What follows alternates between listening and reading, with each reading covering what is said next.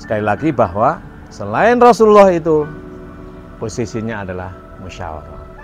Dia tetap terdapat padanya sifat lupa dan juga bahkan salah. Oleh karena itu manut itu iya, tapi harus dipikirkan. Kenapa? Apa yang dienut? Yang dienut adalah ketaatannya. Selama dia tidak maksiat kita manut. Tapi kalau maksiat ya jangan itu loh. Nah, kemudian nurut gitu. Nurut itu mengikuti kan. Selama dia tidak melanggar syariat ya kita ikuti. Lalu nuruti kemauannya kan. Kalau kemauannya baik, tidak merugikan kita dan juga dibenarkan oleh aturan, maka di sini berlaku ilmu itu. Adab itu harus dibarengi dengan ilmu. Maka al-adab qoblal ilmu itu alias al-adab.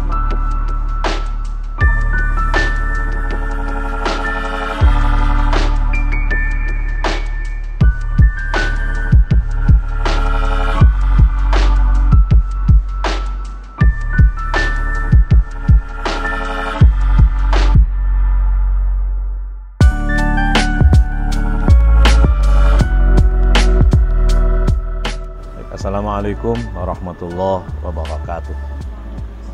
Alhamdulillah wa ba'd. Para pemirsa channel YouTube Yai Mim Official, selamat berjumpa kembali dengan saya Yai Mim, ngaji filsafat, tasawuf dan thariqah. Kali ini saya ingin menggunakan kesempatan mumpung ngopi habis Jumatan di Masjid Museum, saya khutbah Jumat di situ lalu melayani konsultasi penulisan tesis bersama bimbingan saya Intan, siapa namanya? Intan siapa? Intan Maulina. Intan Maulina, dan ditemani juga dengan Sri. Iya. Sri siapa namanya? Sri Mulya Rodiani. Sri Mulya Rodiani. Ya, keduanya dari Banda Aceh. Mahasiswi magister pendidikan bahasa Arab ya Sri ya? Iya. Kali ini magister manajemen pendidikan Islam. Nah, daripada kita nganggur sudah beli kopi ya, kita menggunakan kesempatannya tempatnya untuk teks video. Nah, dalam kesempatan ini saya ingin menyampaikan berkenaan dengan kepatuhan mutlak yang sering disalahgunakan oleh orang-orang tertentu atau juga disalahpahami oleh orang-orang tertentu yang belum paham. Hal ini didasari oleh satu ungkapan al-adab qoblal ilm. Nah, itu kan bahwa adab kemudian dimaknai sopan santun itu harus kita miliki terlebih dahulu sebelum meraih ilmu. Ini kalau tidak dijelaskan secara tepat begitu bisa salah praktek. Jadi kalau tidak dijelaskan ontologisnya, epistemologisnya bisa kacau itu loh. Kenapa? Yang gini ya, yang pertama ya harus kita pahami bahwa siapapun selain Allah dan Rasulullah itu manusia siapapun posisinya dengan kita sesama itu adalah musyawarah. Apapun sebutannya, apakah guru, apa mursyid, apa ustadz, apa-apa itu adalah musyawarah. Kenapa? Karena manusia biasa yang tidak dituntun oleh wahyu dari Allah secara langsung. Berbeda dengan Rasulullah. Kalau Rasulullah itu maksum, tidak pernah berbuat dosa dan tidak akan berbuat dosa. Kenapa? Dituntun. Selalu perilakunya itulah perilaku Allah.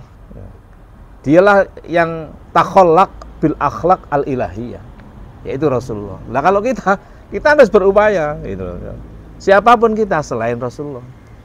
Artinya apa? Disinilah berlaku al insanu mahallul khata' iwan nisyan. Selain Rasulullah itu adalah gudangnya salah dan juga lupa, apapun sebutannya. Oleh karena itu maka lalu ada istilah kepada guru, kepada ustadz, kepada mursyid, kepada syekh, kepada siapa itu kita harus manut, nurut, nuruti, nyenengke. Lah itu bahasa Jawa kan. Manut itu taat, nuruti itu apa karep itu ya no. Terus manut, nurut ya, manut lalu nurut dan nuruti kemauannya, terus menyenangkan. Nah ini kalau tidak dibarengi dengan pengetahuan yang tepat, bisa menjadi salah paham, pahamnya salah, lalu menjadi pertengkaran.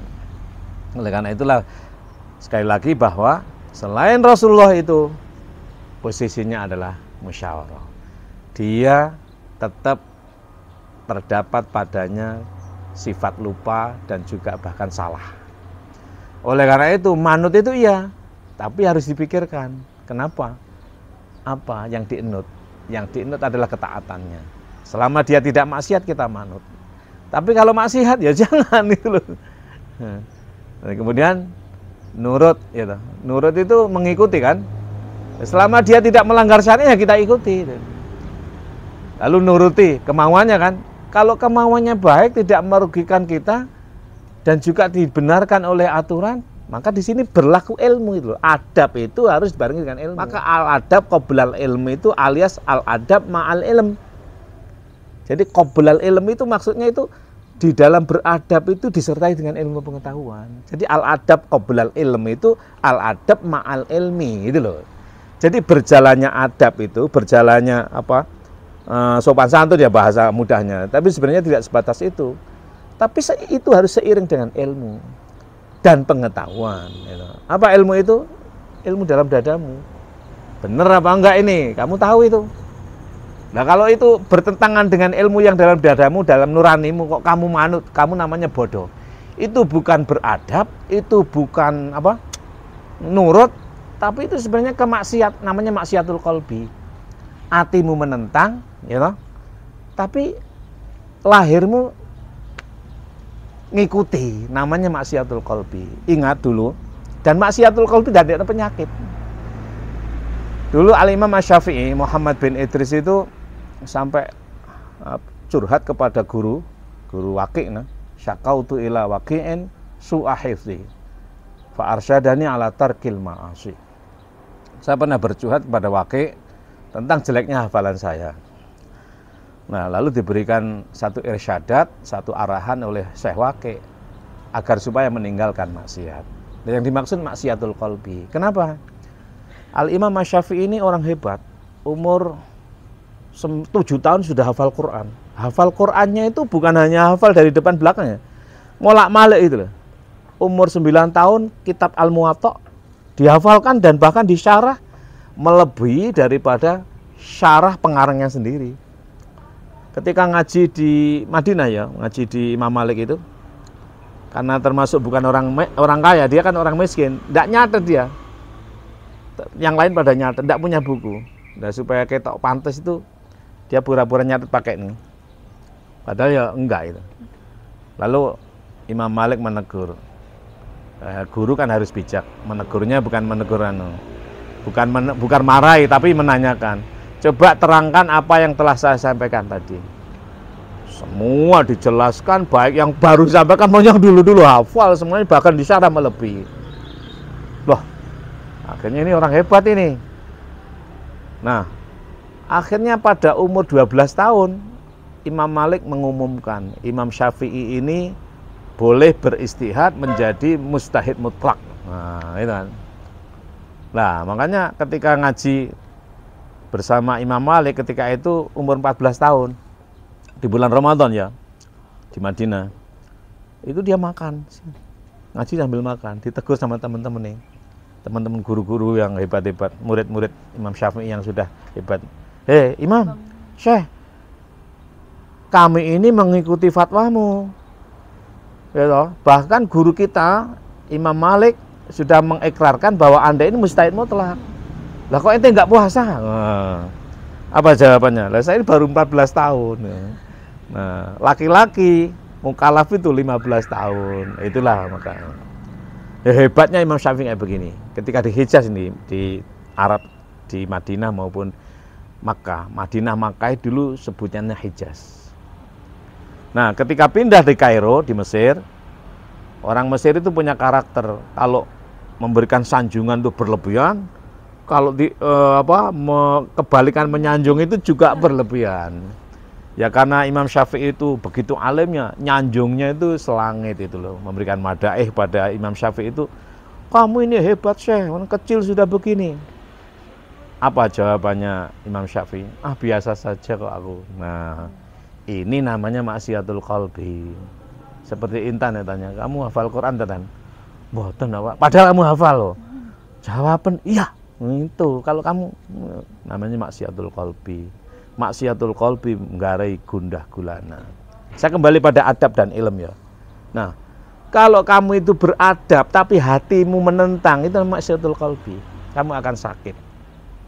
Maka al-adab qoblal ilmu itu yang dimaksud al-adab ma'al ilm wal ma'lumat. Ya, kalau ilm itu tetap dalam dada, kebenaran tuh yang benar kamu tahu. Kalau maklumat tuh ya ta'alaq bil ahwal wal makan, gitu. Bil ahwal wal amkinah. Pengetahuan itu ada hubungannya dengan local wisdom. Maka baiknya orang Aceh dengan orang Malang mungkin beda ya. Ini pengetahuan. Tapi kalau ilmu dalam dadamu sama kan. Kamu benar atau salah, kamu tahu ya. Saya ini salah, saya ini benar. Nah, lalu yang paling mudah itu enak mengakui salah atau mengelak kesalahan? Yang enak mengakui salah lalu memberikan penjelasan. Ya toh? Saya tadi kan dapat SK ngajar. Dalam SK itu yang memberikan kan Kajur MPI. Yang saya lihat itu di SK PAI, nama saya nggak ada. Lalu saya tanyakan, nama saya kok belum ada, di sini kok tertulis ini. Terus oleh petugas staf dari MPI ditunjukkan, ini saya sudah ada. Oh iya, oh ternyata saya yang salah, maaf saya yang salah.